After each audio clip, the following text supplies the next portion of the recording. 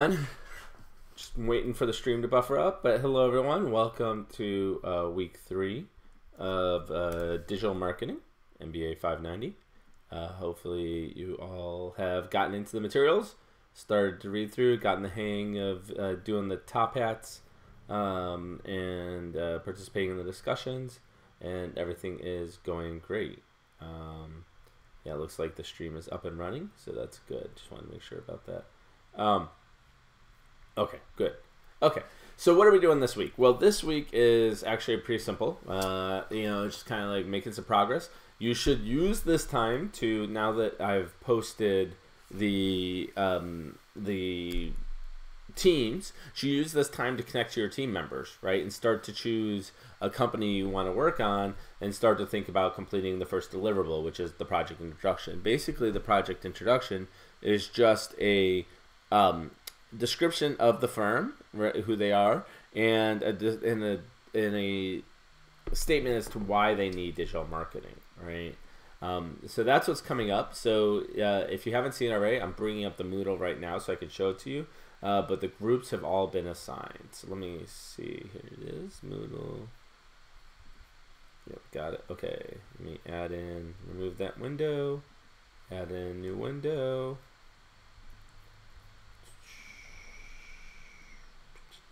Chrome. There we go. Okay, so here is the Moodle, right?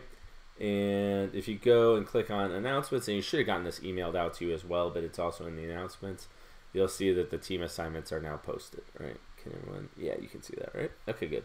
So you don't worry about the team names. I just assign whoever submitted until I get it. But everyone should be on a team.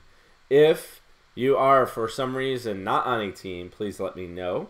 If you are for some reason on 2 teams, please let me know. That's happened before where somebody submitted the same name. I think there were only like 3 or 4 people who didn't have a full team. So there were a couple of, I think there was one team of 3 that I merged with a team of 2 in order to make a team. And then there were a couple other scenarios like that. But I think that was it. So most of you should already have known the team you're working with before I posted this. But just in case you didn't, go ahead and take a look at that. And you can see the teams up there, right? Okay. So other than that, this week, what is this week about? Well, we can go to the main course and Moodle and see it. And so I want you to watch videos 1 to 5 for week 3. So if you look at videos 1 to 5, they're about social media channels, and the hands-on one about marketing research. Hopefully you saw the one last week about the Google Digital Marketing Certificate, so you watched that one. The hands-on one this week is going to be about marketing research and using Google Forms to help you facilitate that. Participate. There's a new discussion up on social media ROI. I'll talk about the blockchain discussion later. Then, of course, watch week 2 office hours if you haven't done that, and participate in week 3, which is what's going on right now. There is also a couple optional things. There's chapter 16 and 17 for the book, which are about social media channels. And I also threw up, there's this, I got interviewed last year about Instant Pot and how they didn't use marketing, really. They didn't have a marketing budget and how they used word of mouth instead. So if you go on there, you can see a little bit of my snippet in the middle about an article about the growth of the success of the Instant Pot, right? So that's about it for this week. It's kind of a somewhat a step back week, right? Next week, the next couple of weeks, we don't have a lot going on. We're just kind of getting some material underneath our belts, right? That being said, the only thing I really have, other thing I wanted to talk about this week, I didn't get a lot of questions by email this week. It was mostly about teams forming and things like that. So I don't really have a lot of questions to answer for this week, but I do want to talk a little bit about the blockchain article that you read for last week. Right? And so let me pull up my slides about that and talk through that a little bit. Let me double check. Just pulling them up. Sorry about this. A little dead air while I'm doing this.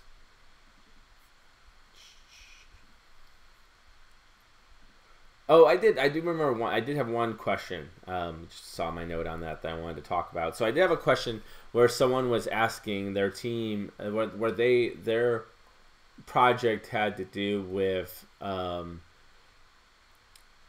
where the firm that they wanted to work with basically had acquired another firm recently, and this created a branding question around how to best brand both the parent firm and the acquired firm, right? And I really like it if you take if you're the firm you're working with has a particular pain point. I think it's great if you dive in on that pain point, right? So rather than trying to solve digital marketing strategy in general for a firm, taking a particular issue like the acquisition of another firm and then discussing how that acquisition affects digital marketing, that's great. That's fantastic. However, that being said, right, this is a digital marketing class, so I don't want to see a lot of text in the digital marketing plan that deals with the acquisition strategy, right, or all the problems they're running into because of acquisitions. I'd rather focus specifically on the digital marketing aspects, like how do we deal with the fact that we now have two brands, right, or that we don't have two brands because we're going to make one of them part of the other. How do you attract the customers to the old brand, etc.? How do you convince them that that's the aspect, the best way to go, right? I think that's a lot more of a powerful tool for in terms of understanding the digital marketing aspects than trying to come up with an entire strategy for brand acquisition or something like that. You'll get a lot more out of the class if you kind of focus on a particular question. So, okay, so here we go. So here's the blockchain discussion I was going to talk about. And these slides are up already? Yeah. Okay, so these slides should be up already, but there wasn't really a discussion about them. And I tend not to, just as I mentioned last week, I tend not to actually create videos for these. I'd rather do them live because they change all the time. And so I'd rather have a discussion about here. And people might send in questions and different comments about them. So I'll tell you what I think about the blockchain and digital marketing. And then the TA has been monitoring, Christopher has been monitoring the Top Hat discussion. So I'm going to go and look at a couple of the questions that came out of that discussion as well and discuss those also. Okay, there we go. So, anyways, so this is going to look a little weird, I think. Actually, let me not do it that way. Let me do it a different way. It's always hard to do these live slide decks. Let me do it this way. Rather than doing the whole. Let's see if I can do it. Yeah, I'll do it that way. Oh, I'm on. Sorry, daughter wandering in. Okay. So let me actually do it that way. I think it's probably gonna be easiest. So yeah, in fact, I can move it like this. This will work well. Okay. So as we discussed, so there's first of all, there's a lot of questions about what even is the blockchain, right? And just so to talk a little bit about this, the blockchain it's not this mystical magical thing. It is an irreversible public fully verifiable ledger. That's the best way to think of it, right? So it's a ledger. What's a ledger? A ledger record transactions, right? Fully verifiable means that if a transaction goes into the ledger, you can find out who put those transactions in the ledger, and in some cases they can actually be tied to things like the Internet of Things, and you can actually say that yes, in fact, I know for a fact that occurred, right? It's public. What that means is that anyone can access the ledger, right? It's not something that has to be held in private to maintain its trust, right? Because of the fact that it's irreversible, anyone can have access to it, and it's no longer useful, right? So in more detail, right, old blocks, and blocks are transactions, are never deleted, and new ones that are added are done so permanently. You can't add a block and then remove it a little later, right? You're basically adding it permanently. The ledger does not belong to anyone, is not controllable, but instead can be distributed in its entirety so everyone can see it. it is possible, because it's public, it's possible to figure out who added a block, and that block can only be produced by whoever has the encryption keys necessary to add that block, right? Which means that that block is uniquely tied to those encryption keys, at least, right? And it is a ledger, and all it does is record transactions, right? So I do think it's worth briefly mentioning. Of course, you might think of blockchain within the scope of cryptocurrency, and that is in fact why the technology was in many ways originally developed, was for cryptocurrency, for Bitcoin in particular, right?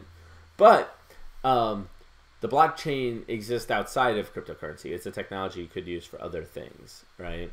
And so it's different than crypto as a whole.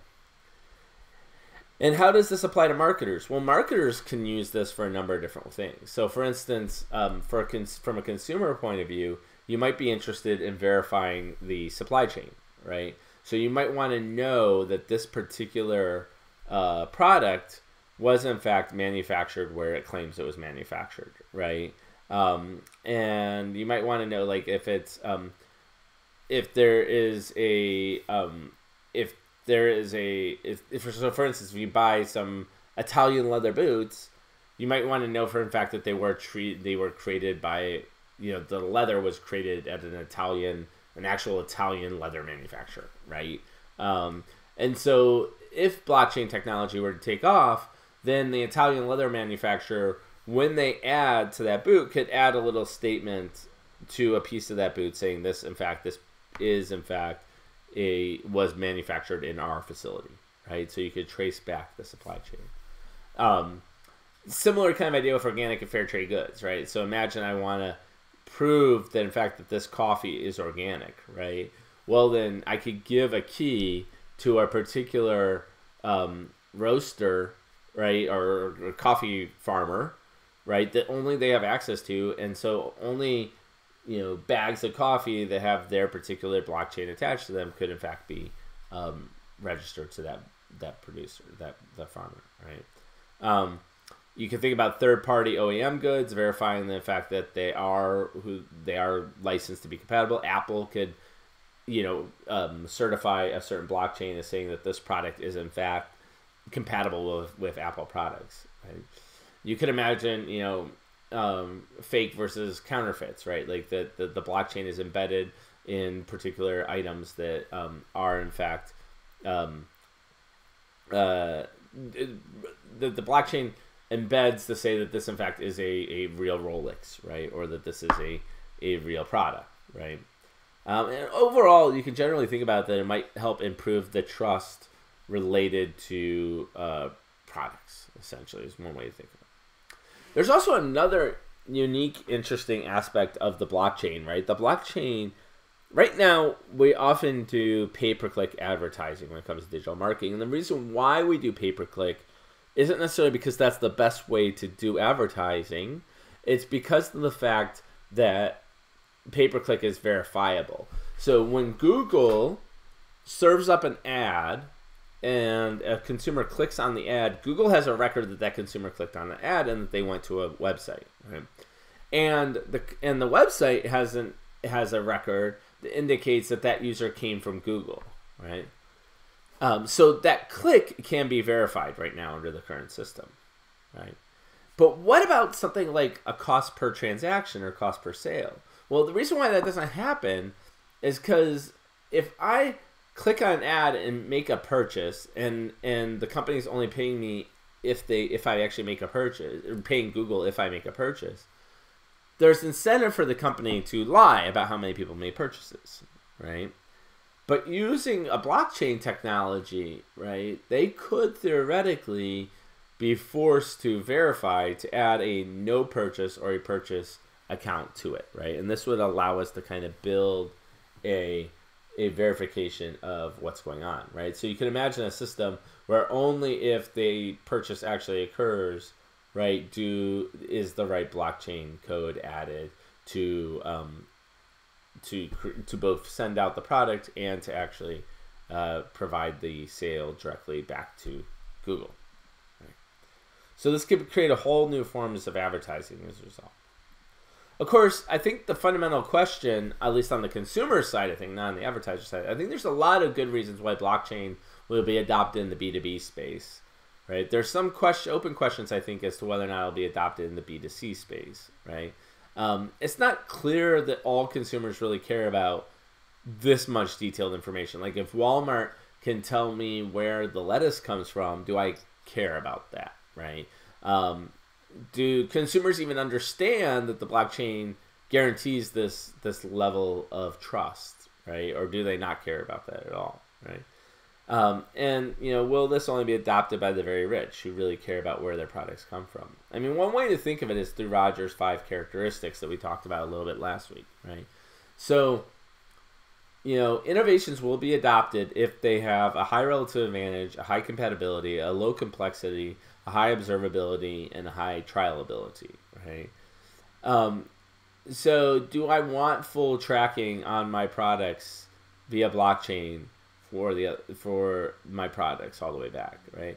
Relative advantage? Well, it seems to have a decent relative advantage, right? Like I probably am.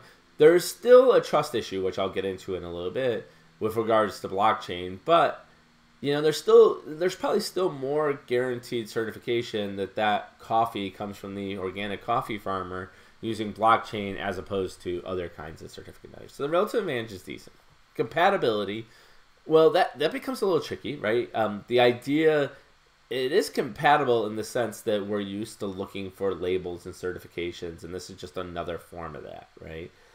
It's maybe a little less compatible because now I can't just look at it. I actually have to do some sort of processing. I have to pull out my cell phone to take a picture or kind of look at that blockchain to actually provide me with the information on it. And that also kind of leads in complexity. So the complexity is a lot higher, right, than kind of traditional approaches to doing a lot of these verifications. And observability, it's not super observable that someone is actually using the blockchain. So that's also going to be kind of problematic. And trialability is easy to try out. Well, this is the kind of constant problem we have with any new app or technology, and that you got to get people to actually install it in order to trial it, and that becomes hard to do. So usually you want to try and encourage the user to kind of have some reason to try it out, right? To at least check it out. So, as a challenge to you, if you get a chance tonight, I'd highly recommend thinking about a little bit about how, if I was interested in selling a blockchain technology to companies that would allow consumers to validate the supply chain, for instance, how could I improve the relative advantage, compatibility, complexity, observability, and trialability of that technology? That'd be a hard problem to solve, and I encourage you to spend some time thinking about it. Okay. So that's all I want to say. I'm going to go to some of your questions. I see Samantha says that she had a number of questions that were on the top hat and the blockchain. If I don't get to them, Samantha, if there's one in particular you want, please post it and I'll to the YouTube, and I'll try and go through it. But let me pull up my notes about what happened on the forums. Okay. So it seems like most people kind of understood the blockchain as this digital ledger that seemed to kind of come through pretty well in Top Hat. That's public and decentralized, and that every computer can own their own copy of the blockchain, making it, much more difficult to be hacked. The basic idea that the blockchain could give customer transparency, that seemed to come through in a lot of the answers. But and it could also be used to build distrust among competitors, right? That was an interesting idea, I think, that came out in the Top Hat discussions that I didn't thought about. That if I can show a consumer that my technology is verified, then I can kind of say that the other competitors, their technology isn't as verified. Let me switch this back to me so you can see me. Not much point in seeing notes to do it, right? So that was interesting. Most students say that consumers will. Most of you responded that consumers do seem to care about blockchain, and that they don't understand it, but they need to be taught about, right? And then the question that kind of came up was does this technology actually increase trust, right? That was a question that seemed to recur. And one of the things that I want to talk about with regards to the blockchain, right, that we got into discussion in the offline class as well, is there's still, blockchain's a virtual technology, right? So things that are done virtually it's easy to guarantee the trust of, right? Like, so for instance, if there's a financial transaction that's going on, right, then blockchain is a good way of making sure that that financial transaction happens. Like, that's why it works well for blockchain.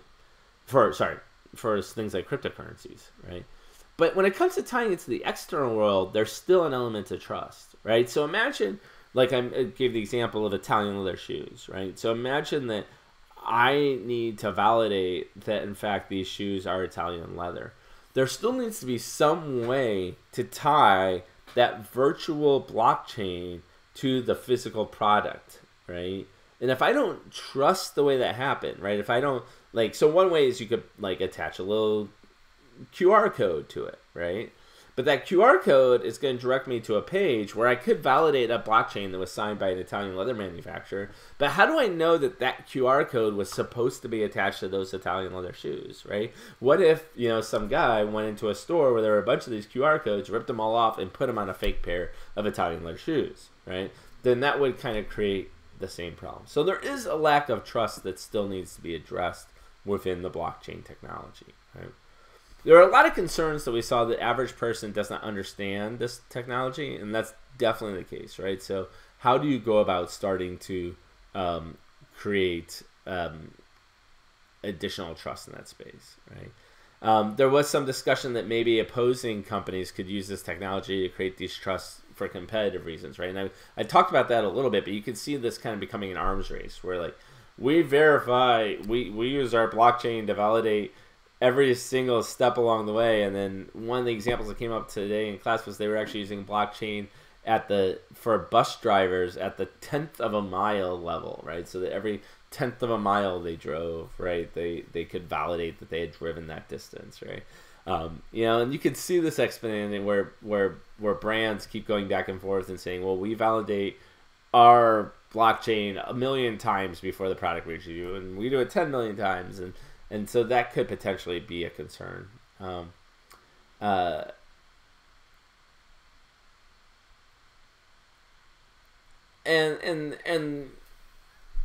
you know, there's another interesting idea that I thought came out that was very interesting, came out of the discussion on top, had to do with going directly to the source, right? So part of the problem with products nowadays, and part of the reason why you might buy from an intermediary, right, is because of the fact that that intermediary tells you that these goods are authentic, right? You might go to a trusted shoe seller because you know that the products that they're selling you are authentic products, that they're actually made from Italian leather, right?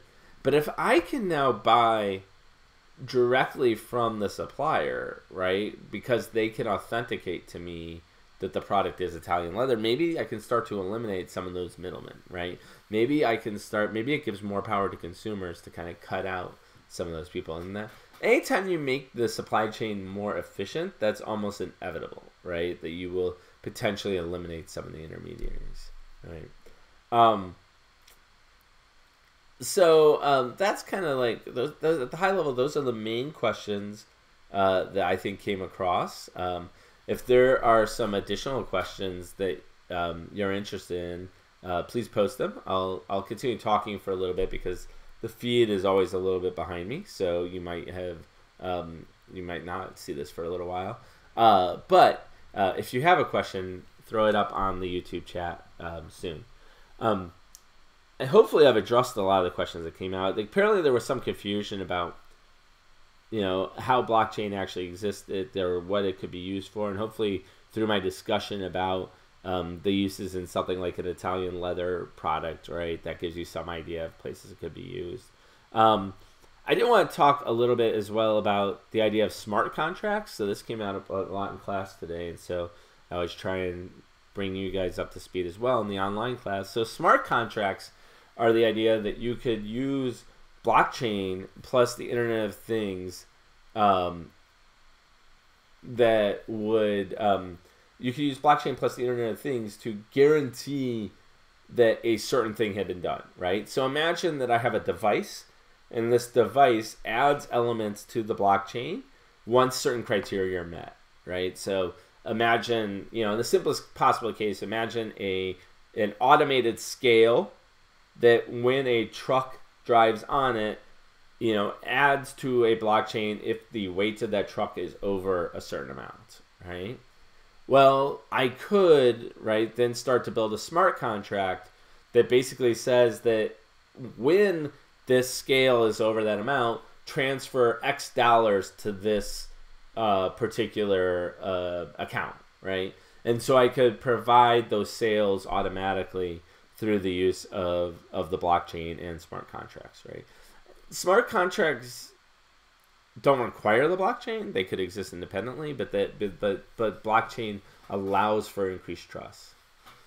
Samantha has a good question. She asks, so for the blockchain, if someone would choose to be on it, they could also choose to be off of it. Yeah. So blockchain is not a single thing. There are many blockchains that exist. It's a technology like anything else.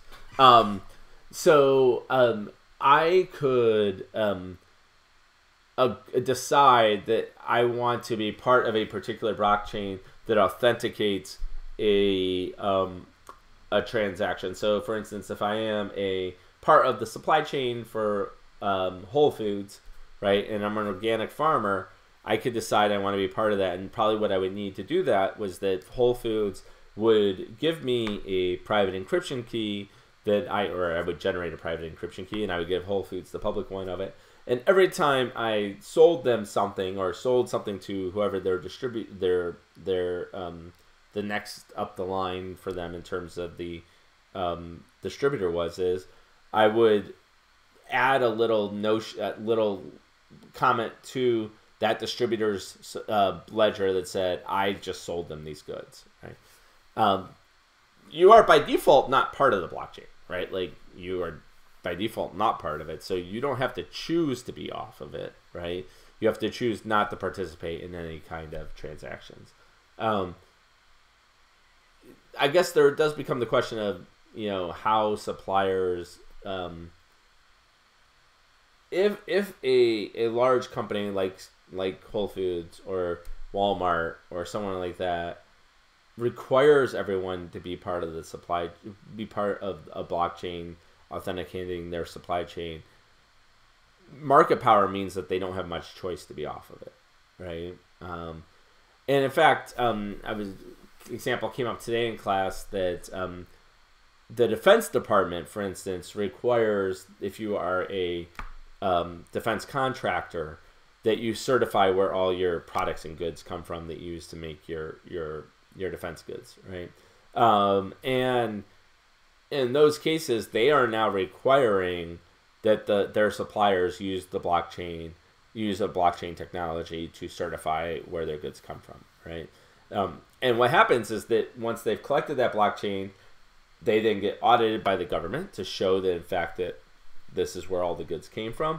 And they have a tool that basically turns that blockchain directly into the forms that the government requires to certify where it came from, right? So they can automatically certify this. So in that case, yes, they can choose not to be on it, but if they choose not to be on it, they can't supply to that defense contractor. Samantha also asks, could there also be some privacy concerns for users and competing companies? Yeah, I guess. I mean, I don't know essentially, you're only encoding whatever you're putting into the blockchain. You're only encoding what you want to put into the blockchain, right?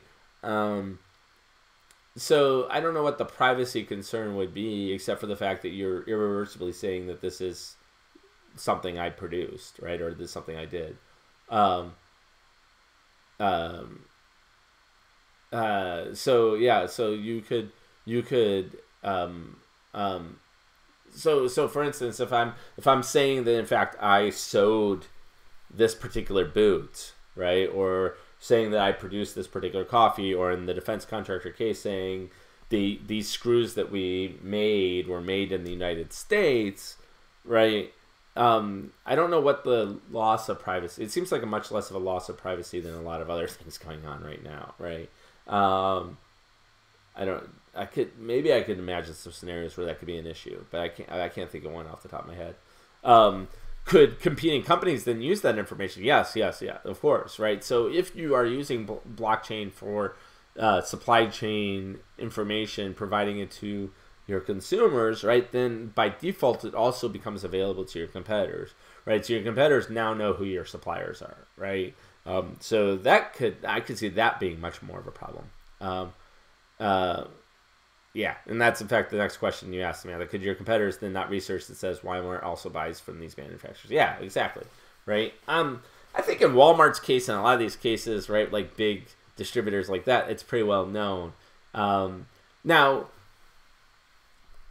that is if you're making the blockchain available to a consumer, right? There's no reason why I have to make the blockchain available. There are uses of the blockchain that would require it not to be public but private, right? So imagine that instead of making the blockchain available to the consumers, I keep it secret. So Raytheon, for instance, when Raytheon is developing something for the Defense Department, they could require their contractors to commit to a blockchain that they've created, but they could hold that blockchain private, right? And only provide access to the contractors and others who are committing to it. And at that point, you're back to where you were before, right? Where you're the privacy of that information is the same as any kind of private data, right? So it's the same as keeping any of your other transactions private. You'd just be using the blockchain. You'd just be keeping a blockchain private, right? So yeah, so companies should think wisely about whether or not they want to use a public blockchain for consumers, because it does reveal anyone involved in that supply chain to their competitors as well. Could have so many copies of the same records not be seen as wasteful of just computing space? Of course, that's definitely the case. But honestly, computer storage is super cheap, right? Computer processing is expensive, but computer storage right now is super cheap. So I don't see that as too much of a problem. And there's no reason why you have to keep a lot of copies, right? Like, you don't have to have 1 billion copies of the blockchain out there. It's just that the more copies of the blockchain that are in existence, the more the safer it is, right? So because that means it can't easily be tampered with, right, in any way, or it can't easily be destroyed. Let's put it that way. It can't be tampered with regardless, but if all the copies of the blockchain got deleted, there's no record it ever happened, right? So the more copies, the better. It's also, these things they don't take up a lot of space, right? So like the Bitcoin blockchain takes up a lot of space because it's been going on for a while. There's a lot of transactions on it, and so it's getting quite big. In fact, it takes about a week to do a proof of work, which is the way you add to verify something on the blockchain for the Bitcoin blockchain, right? Right now, and that's a long time. That's why you can't use Bitcoin for cash right now, right? Because it's too much effort, right? It's become more of an investment opportunity. But these little blockchains, like a blockchain to, I could imagine a blockchain to certify that the lettuce came from a certain farm, right?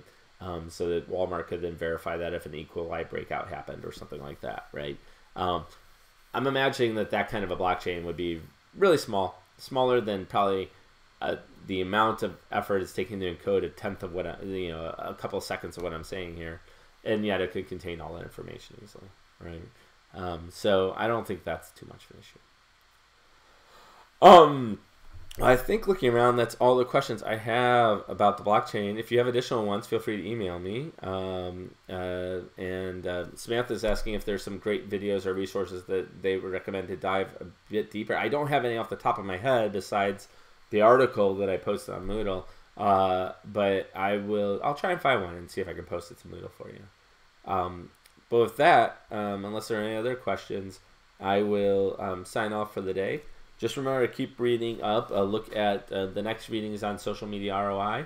Start watching the videos on social media, and I'll talk to you all next week. Actually, I forgot. There's one last thing I want to post. This is very important. So maybe hold on 1 second.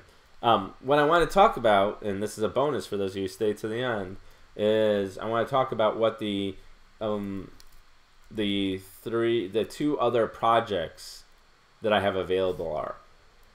Right. So as I mentioned last week, there are 2 companies that have approached me about working with their company for part of your group projects.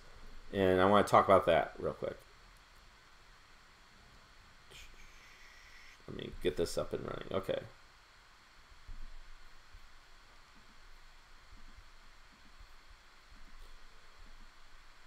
So, and I'll put these up online just so people know about it.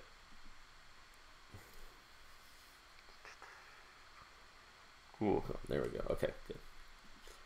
Okay.